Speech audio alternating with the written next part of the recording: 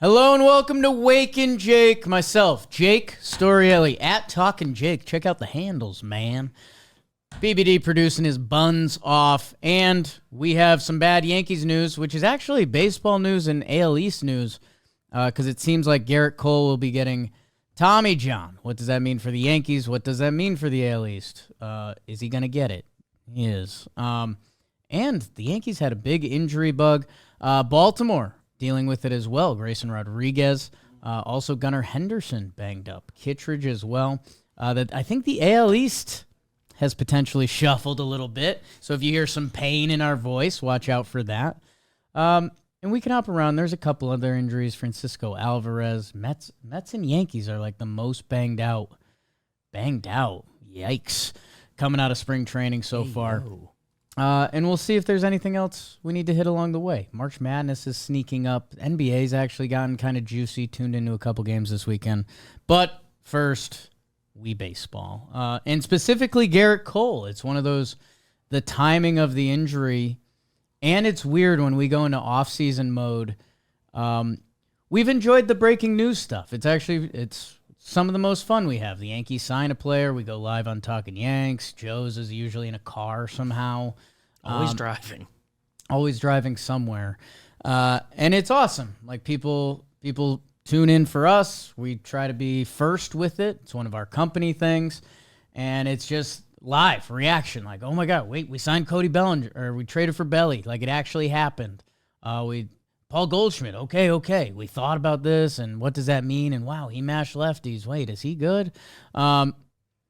That I think it's funny. This was the first significant piece of Yankee news that I feel like we would have done reactionary stuff. If this happened in December, I think we all text each other and we're like, hey, Beebs, Jim. Right after the postseason press conference, They say, like, yep, Cole needs it. Joe's, where are you driving? Like, let's hop on. Let's talk about this. This was the first significant piece of news that we didn't really do that for. Jimmy posted he was in Disney, happiest place in the world. For me, I guess I was a little surprised that the reaction was getting so loud because it was kind of assumed because Cole, From Friday, the first moment of like, oh, Cole is getting an MRI and they're expecting bad. Like, yeah. The rollout of news was weird because we can't have that level of information and then do a whole Cole needs Tommy John episode when they didn't say those words. Right. And it's last night. Cole did this last year, which, hey, let's see what the follow-up is, and maybe they'll tell him you're okay and wait till mid-season, which, okay, are we just going to do that every year with Cole? Which he pitched really well in that Game 5. And he was a version of Gerrit Cole down the stretch for the Yankees. It seems like Tommy John, when you circle through the timeline of his contract, if you remember, he opted out and then he essentially opted back in, which was just kind of a funny series of events because it was like, wait, Gerrit Cole is opting out? I remember I had buddies texting me. They were like, wait, Cole's opting out? And it's like, well, the Yankees actually have an opt-in. It's just one more year on his contract. He's earned it, so they're probably going to do that. Then we got the updates, and it was like, well, actually, he opted out, and then they agreed expressed that he planned to, I guess literally. Yeah, so they ended up agreeing to the deal he had, so he didn't get the extra year. And I don't know. We've been around our own Talkin Yanks rumor mill of like, did Cole not get that last year because he had elbow stuff and they thought Tommy John might be coming? I don't know. There's some interesting sides to that conversation. Like, was that the Yankees being good guys Yankees? And, hey, we're not giving you this year, but we're still going to give you this contract because there's a good chance you get hurt. We'll tell you that now before you do, like, whatever the official process of opting out is. Right. There's an interesting wormhole over there that maybe we'll get the true story to one day. But the other thing that we had heard some whispers of when the Yankees didn't sign Juan Soto is my little Philly John kicking in. They went to Max Fried, which was interesting. I mean, he was one of the top free agents available. We did a lot of episodes daydreaming of what are the Yankees going to do without Juan Soto. And, that was one of the paths. It was like, hey, let's make our pitching nasty because we have some pieces. Unfortunately, one of those other pieces that has happened in the past little bit is Luis Gil, the Rookie of the Year winner. He has, what is it? It's not his trap. It's his lat. Lat. I hurt my lat too, so I sympathize, empathize. So the Yankees, who one of the conversations this offseason was, hey, Marcus Stroman is an extra pitcher for them. What can they get for him? Do they have to eat his money? In a matter of a week's time or so, Luis Gil is going to be out till mid-season, and let's hope it's that. He's had 2 Tommy John surgeries. He just threw his most innings at the major league level last year. That if they can get Luis Gil healthy and ready to go in baseball season by mid-year, that would be a win. That now Marcus Stroman is in the rotation, and now Gerrit Cole is out, probably getting Tommy John. And yeah, what did the Yankees know? Is that why they went to the Max Fried plan instead of maybe loading up on a couple hitters or doing a Santander plan or who knows? Bregman. They could the Yankees could have gone a lot of different ways with their offseason plan. They went Max Fried. Now, was that just to bolster the pitching? Was that fear of Cole? Probably a little both. I mean, Max Fried is an 8-year deal, so it's not necessarily a move to be done for this year. It's a move to be done for this decade. So if they liked him that much, go get him and let's figure it out. Like natural timeline, just reasons to add a pitcher as he's entering his 30s or 31 at a time while Cole enters his later 30s. Like right. They could have just been doing that because that's smart. But Max Fried's really good. A lot of teams would have liked to have him. So now my Yankees that I've been sneakily, they're hitting. I mean, everyone's going to point to the defense last year, but their hitting has let them down the past couple seasons. 2023 missed the postseason. Not your father's Yankees. Just a weird year all around. Rather not even think about it, although you kind of need to do with the next parts of this conversation. Last year, Yankees go to the World Series. Hooray! Lot of Judge and Soto. Historic. Fun to watch. But now Soto is gone. Don't like that part of it. And also, just some surrounding parts. Gleyber Torres, who locked up their leadoff spot and was nails the last 3 months of the season, hitting-wise. He gone. Giancarlo Stanton, who's a postseason hero in New York forever, both of his elbows are juiced up. We're not fully sure what that is, but it's bad. And if he needs surgery, it's season-ending. So we're going to see what goes on there. But now your New York Yankees, who made it back to the World Series. Yes. It's going to be interesting to look back at their path in a few years. Kansas City, Cleveland. Strong teams, but not teams that you're like... Remember when the Diamondbacks beat the Phillies? And everyone was like, oh, crap. Like, not only did they have a lead in that series, but it's the Phillies. It's Harper, it's Schwarber, it's Turner. Like, people thought the Phillies were building up to be every year they're going to the World Series, and they're very much in the mix. List of candidates. Luzardo, man. How about those Phillies? The Yankees, who may have had a slightly easy path to the postseason, which that's none of my business at the end of the day,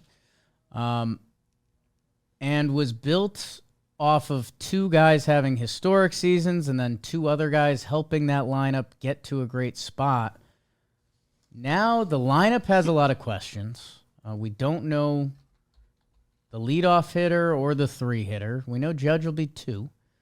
And then it's all the other questions of baseball. Hey, maybe Paul Goldschmidt gets a little Yankee magic. I love myself some Yankee magic. Getting out of St. Louis, he had a big second half, sure. Austin Wells, we've been butter-knifing those stats. You take out his first month and his last month, that guy balled out. So the Yankees are still a very good team. I do wonder if they should still be considered the favorites in the AL East. The Boston Red Sox, who had this amazing offseason, Garrett Crochet, Alex Bregman, 2 massive ads, along with a youth revolution. I don't know if that's true, but Duran coming up to the level he's at. We've got top prospects on the way. Walker Buehler is there. Red Sox are set up. One of the things I was saying is I think they're the second best team in the American League. I think the Texas Rangers have an argument. A few teams have an argument this time of year. Are people sleeping on the Orioles? I don't know. In a weird spot with the Birds. How hurt is Gunnar? Gunnar potentially missing opening day. It sounds like they're being conservative about it, but I mean, for a guy like Gunnar Henderson, that's a guy you don't want to see miss opening day, and you wonder, okay, so he's going to miss some of spring training. Are there lingering effects there? The Gunnar thing, I'll do this for Orioles fans because you can't say it. It definitely feels like one of those things where it's like, hey, Gunnar's going to play opening day, and then 2 weeks in, you forget that it was even in question. So I'm going to hope that for Orioles fans. That's me being nice. You're welcome. Now say it back. Say it back. Say nice things about the Yankees. Heel's going to be healthy. Volpe's going to take the leap. The other things on my mind here, Grayson Rodriguez is hurt for the Orioles. And, man, Orioles lost some stuff. Corbin Burns, Anthony Santander hit 44 homers. I know they have all this young talent. And Adley was down last year. He should bounce back. Orioles are in a very interesting spot. If you're someone who's in on the post-hype Orioles, you'd have to point to Grayson Rodriguez. Now, I do think their front office thinks they can tap into pitchers and innings.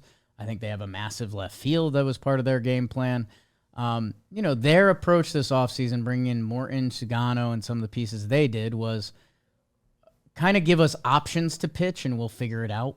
And that method might be a good regular season method. It still feels weird to do that in a postseason.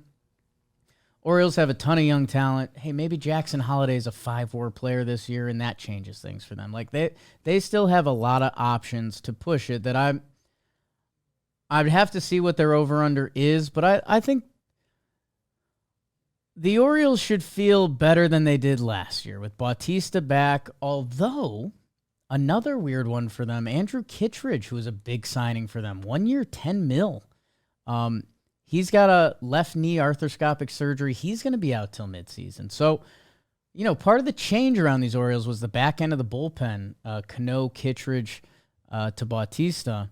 Well, one of those pieces are gone, but that Orioles bullpen was also really good when it was Bautista and Cano and some other pieces along the way. So I'm still in on the Orioles. Grayson Rodriguez, though, this guy was top pitching prospect.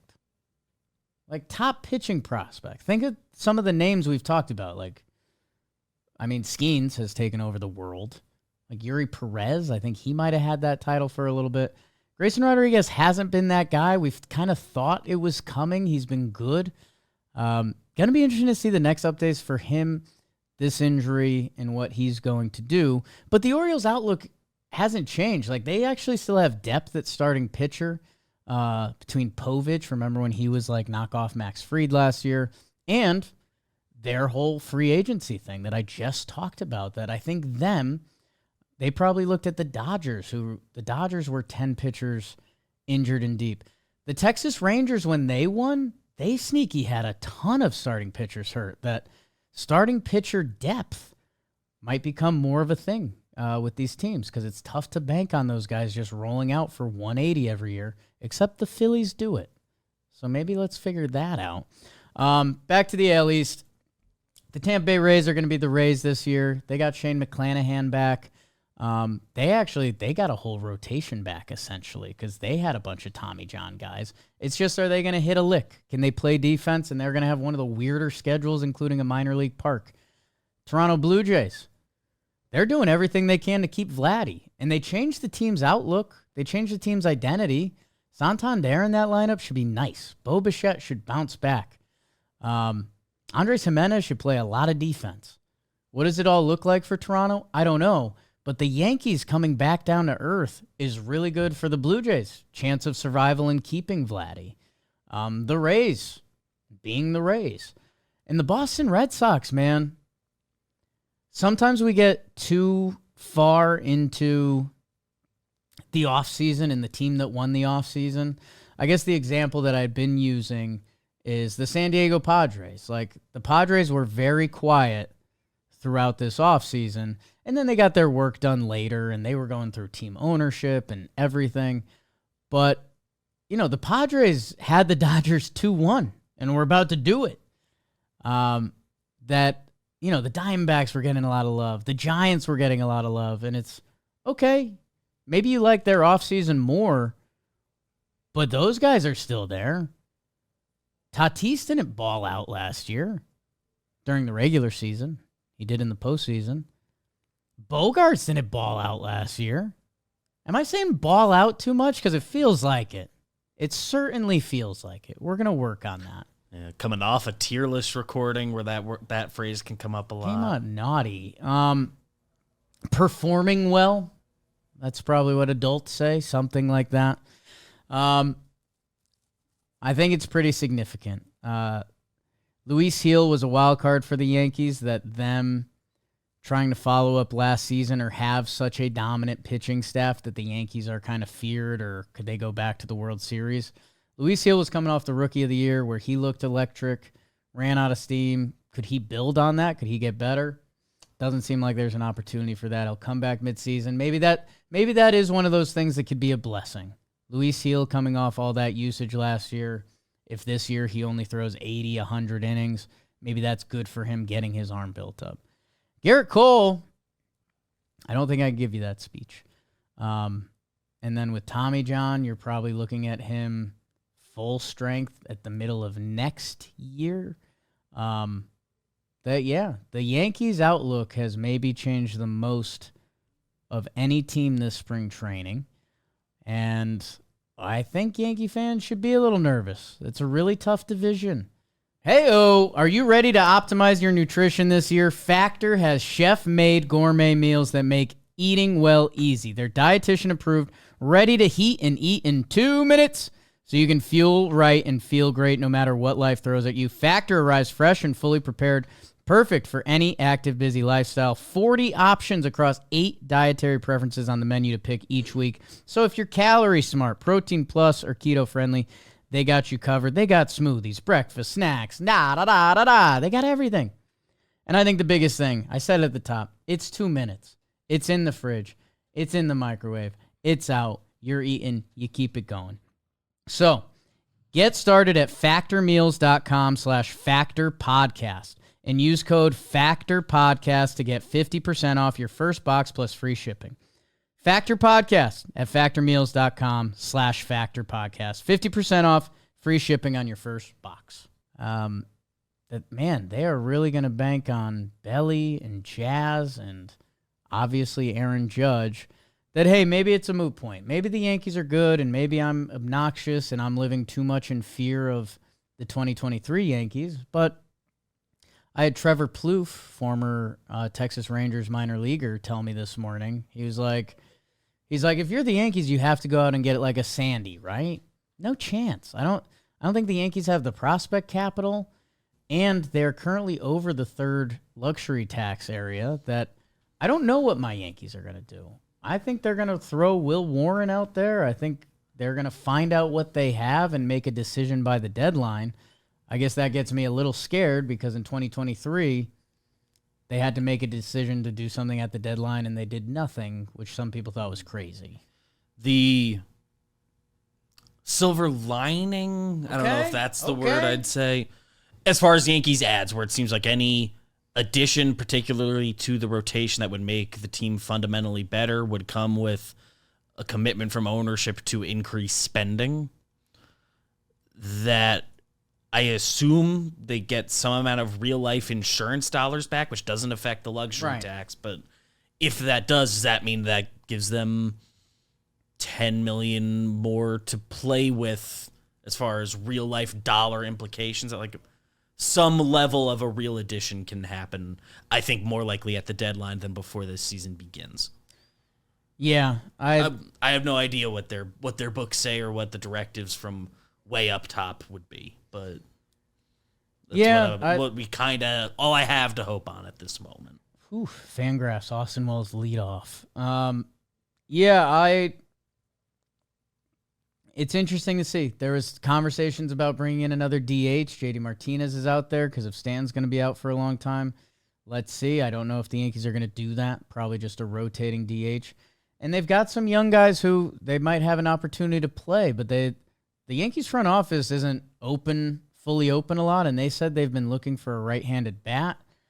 I guess I wouldn't be shocked if their next transaction was another bat over an arm, just because they were looking for that. And, even if Stanton was good, like we all thought they might get another bat with him. So that's with Stanton being good and not season-ending double elbow surgery. Which, how would they even do that? they Think do it's one at a time? session? Let's do the right and the left. What even is that surgery? Do you do one for breakfast, one after lunch? I don't know. I haven't gotten that far yet. But the Yanks are queued up pretty good. And I think not only was a door open for Boston, but Boston was going to be a very big part of this season. Baltimore 191 last year in what felt like a disappointing year. The AL East is going to be messy. The Blue Jays fighting to keep Vladdy Jr., which, we did a lot of this on Talkin Baseball, but Vladdy came out with some numbers, said he wanted $600 million, same. He is really, it's an interesting case study that is, get your baseball boys around and maybe play a game of if you're the Toronto Blue Jays, which needs to be noted because supposedly they were in on Soto to the end. Supposedly they were in on Shohei till the end. So if Vladimir Guerrero Jr., your guy, is going to go to free agency or sign a big deal, what are you willing to go to not get beat? 500 mil is an interesting number to talk about. Vladdy has some numbers on his player page that are very impressive. He has some numbers that aren't as impressive, that this contract year might be a doozy for him. If he does what he did last year, he'll break 5. Because it seems like he's in on years. He said he says he wants 14. He said he's open to 15 or 20. Don't see that happening. Maybe he's a big deferral guy. Maybe we're all big deferral guys. I don't know. The AL East, I'm getting a little nervous because, what if the Rays are solid? That's very possible. What if the Jays are solid? It's possible. What if the Red Sox are good? Possible. Orioles, good. Possible. Yankees, you'd still expect them to be good. Max Fried, Carlos Rodon, Stroman, Schmidt. I'll bleep that. Devin Williams, the Yankees bullpen has been fantastic over the years, and it feels like it got better. The Yankees rotation is still there. Aaron Judge and 1.5 players doing well is an okay lineup. That the Yankees are still going to be there, but I don't know. Definitely a little hype bubble has been popped from the Yankees this year, and maybe a silver lining, like you said, Beebs, is if the Yankees were in it this year, they were gonna really be in the action at this deadline. They still kind of don't know what's going on at third base. Right now, DH looks like it's open. Who knows what the future injury is? They've already needed arms. Every good team adds a reliever and probably a starter at the deadline anyway. So the Yanks kind of don't have a backup catcher. I don't know. I know this has been very Yankee heavy, but I tried to bring it out to the AL East and maybe the whole scope of the AL because it is just wide open. If there's Sandy trade rumors this year, I hope American League teams are open to it because the American League is so wide open. While meanwhile, if you want to be on the level of, the Dodgers are kind of their own tier. I guess you guys like tier list. Mm-hmm. In the National League, that second tier would be Atlanta, Philly, Arizona, San Diego. And then Milwaukee should probably be on that tier, but they haven't had any of the postseason success. National League's a bloodbath. I think if the Cubs were in the American League, there would be like a Cubs World Series hype train. And I think in the National League, they're still borderline to make the postseason. So I don't know what you do with that. I just know the Gerrit Cole news is pretty tough. Coming from a Yankee fan perspective, if if you're getting a second opinion after the first one told you to get Tommy John, even if they came back and said you can wait, what's that do for you? That's just now you have try to rehab. Now that you're just all of next year's gone. Now you just have 6 weeks. You just have one thought in your head is like, well, that one doctor said I should get Tommy John surgery. I don't think I'd feel good throwing the ball. I don't think I would. So yeah, that was the biggest news that did affect baseball over the weekend. So sorry it's so Yankee centric. Gray Rod was there too. Yeah. George Kirby shoulder stuff. There's an other injuries section of this ep. Francisco Alvarez for your New York Mets. That one broke late last night. But yeah, hey, former Yankees prospect and thought many a times, Luis Torrens looks like he's going to get first hack at the Mets catching job. So good for him. The other names that the Mets are going to have to roll out a catcher for a little bit. Rollout felt rude, but guys not in my book. And my book's usually pretty decent. Between Hayden Sanger, Chris Williams, and Jackson Reitz. I think two of those guys, are they Rule 5 or they were Rule 5? Hey, man, these are guys that are going to be playing for the New York Mets, so the expectation has changed over there. They brought in Soto. We're supposed to win games. And that hamate bone injury, it's always a weird one. Trev had an interesting thought. He said, is that a baseball-only injury? Ooh. Never hear that in football or basketball. At least not like specifically called out. Would they just say like broken hand? Or do they just say hand, wrist, whatever exactly that is? And kind of odd. I did forget, like, hey, if this Mets team has the dreams they want to dream, Francisco Alvarez is a pretty big part of that. The lineup still looks good. Lindor, Soto, Alonso, Nimmo, Vientos, Winker. That'll play. Siri, McNeil. But yeah, and then you just start going into the baseball talk conversations of getting ready, doing a second spring training. Are you jumping on a moving train? Where's the team at when you join? Where are you at when you join? Where are you at when you join? That was pretty tough. I also really want to like Francisco Alvarez. I think I like should. it. Short king, swings hard as hell. Seems like all the talent is in there. But the Mets, Manaea, Montas, Alvarez. Okay, there's two starters and a catcher. Yanks, Heel, Cole, Stanton. Okay, there's two starters in your DH. The New York teams, getting pretty banged up by spring training. Don't love it. Don't love that. The other one's kind of around. George Kirby, shoulder put in timeout. His is a lot more precautionary. Also, they have pitching. They have the depth that it's like, hey, take 3 weeks off. Everyone wants to see Emerson Hancock. But yeah, George Kirby, shoulder inflammation, a little more precautionary out of beautiful Seattle. Anything else injury-wise? It sucks that this is the time of year to talk about it, but it was comical. I went to ESPN Baseball before. Here are their headlines, down the horn. Mets lose Alvarez 6 to 8 weeks. Dodgers Grove out for the season. Twins reliever Ramirez has tear in his shoulder. Reds prospect Collier to have surgery on thumb. O's shut down Rodriguez. Yanks Cole concerned about elbow soreness. Brewers Woodruff eyes first outing since surgery. So that's the only good news. And then Shalek, oldest living ex-MLBer, dies at 100. That's your baseball news. Did something come to you over there?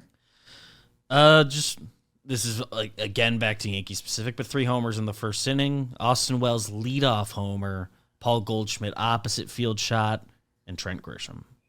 Yes. Watch out. Here's what I will bring to you from the rest of the sports world. One of my favorite events is going on in New York City this week. It is the Big East Tournament. UConn fan. Pops went there, grew up in Connecticut.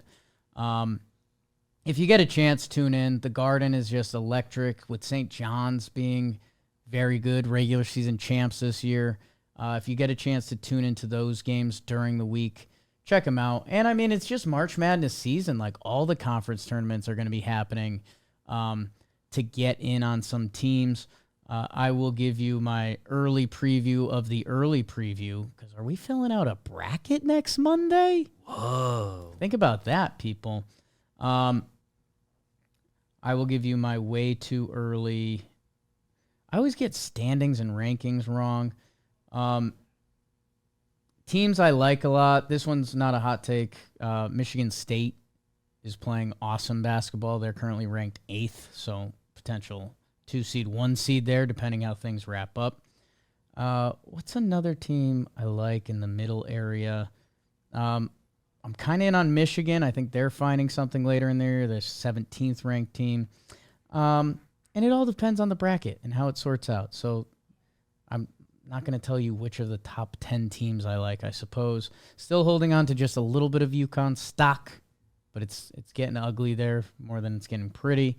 And then NBA-wise, I watched some games over the weekend. Who did I watch? Nuggets and Joker is just nuts. The first ever 30-20-20 game. I guess that gets you bro of the night. What's his deal? Looks bored when he's playing. Crazy. Complimentary. It's awesome.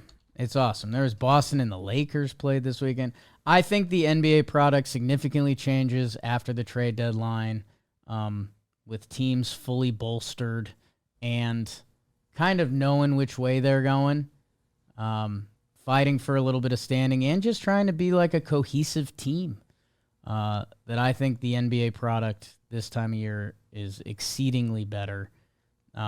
And I've heard people saying it all year, and I kind of didn't buy in. Cleveland, Oklahoma City. Oklahoma City's nasty. Shea's going to win MVP.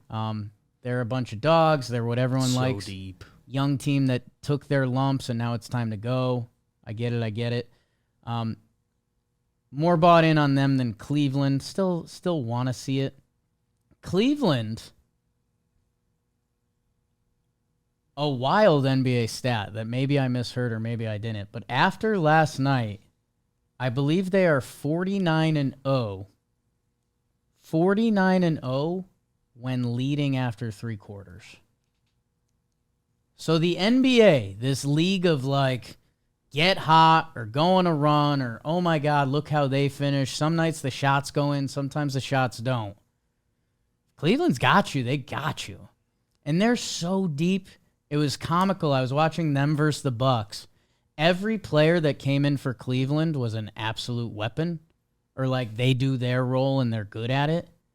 Every player that came in for the Bucks was like, oh my God, survive. Jericho Sims, no offense. Getting minutes. Oh my God. Like everyone that wasn't pretty much Dame or Giannis, it was like survive, while Cleveland kind of has the opposite thing. So as the NBA leaks towards their playoffs, I'm getting excited for that. March Madness is going to be electric. So we'll enjoy some basketball as we start leaking into actual baseball season. 8 days till the Japan game. Wow. So that's fun. And then a little bit after that for opening day. But we have tier list coming midweek with Jolly. I'm heading to South by Southwest, talking about some baseball there. Need to wrap my head around that a little more in the busiest day ever. And finishing up on NBA, me and Peter Moylan are before Taylor Rooks. Okay. So how about that? How about that lineup? So yeah, if you're in Austin, come through. And yeah, thank you guys, and we'll see you soon.